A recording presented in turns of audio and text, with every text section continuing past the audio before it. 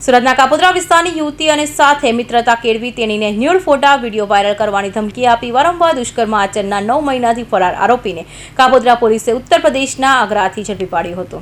Kapodra police પાસેથી મળતી માહિતી મુજબ એક યુવતીએ નોંધાયેલી ફરિયાદમાં જણાવ્યું હતું કે આરોપી માનવેન્દ્રસિંહ ઉર્ફે રામપાલ રાણા જાટે યુવતી સાથે પ્રેમ સંબંધ બાંધી પ્રથમ વખત શારીરિક સંબંધ દરમિયાન ન્યૂડ ફોટા અને વિડીયો બનાવી લીધા હતા।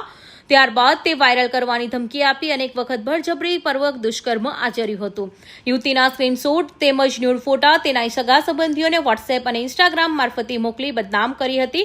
આ મામલે કાપોદ્રા પોલીસમાં ગુનો નોંધાયો હોય જેથી સુરતના incharge police commissioner Wabang Jamir, અધિક પોલીસ કમિશનર મીણા, નાયબ પોલીસ કમિશનર આલોક કુમાર સહિતનાઓની સૂચનાને લઈ પીઆઈ એમ.આર. સોલંકીની ટીમ પીએસઆઈ એમ.બી. વાઘેલા સાથે તપાસમાં જોડાઈ હતી।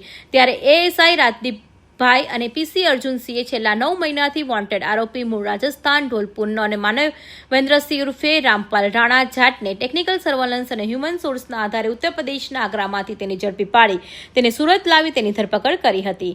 Bureau report, Hind TV news, Surat.